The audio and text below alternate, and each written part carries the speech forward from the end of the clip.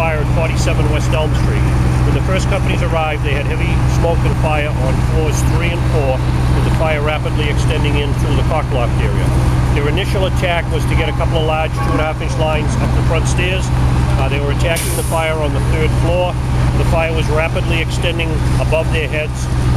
They did about a 15-minute interior attack, and at that point we decided to pull the crews out because it was too dangerous. And we transitioned from an interior attack to an exterior attack. As you can see, the fire has taken complete possession of floors 3, 4, the cockloft, and most of the roof has collapsed.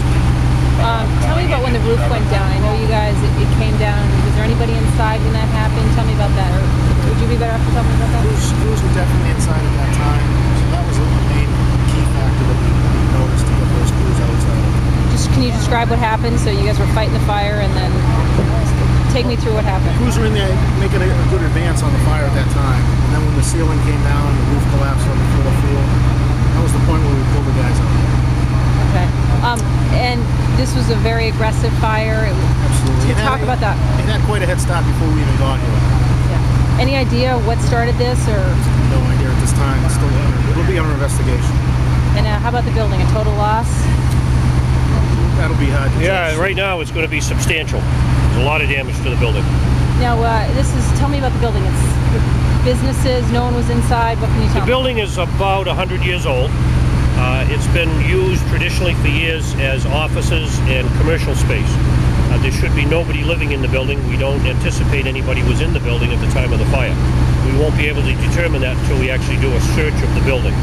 Obviously, at this point, we can't get in, but in a little while, we expect to start doing some searches of the building. So there's extensive damage on the upper floors of the building. How hard a fire is this going to be to kind of get under control? Well, right now the fire is pretty well contained. We're hitting hot spots. We will transition from an exterior attack to an interior attack probably within the next hour or so.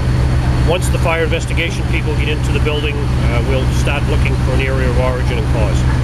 And no one was hurt when that roof came down? Any injuries at all? Any firefighters injured? No. And 4 alarms? Is it 4-alarm fire? 4 alarms, correct. Okay, so who assisted you guys? All the neighboring towns respond on our regular assigned mutual aid.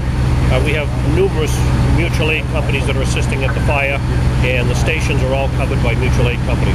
Ever any concern that it was going to spread? These buildings are pretty close. I know you got the courthouse over here, you got the hotel. Yeah, we had a hotel exposure on the D side, the right side of the building. It was fairly close. It's a very small alleyway between the fire building and the hotel.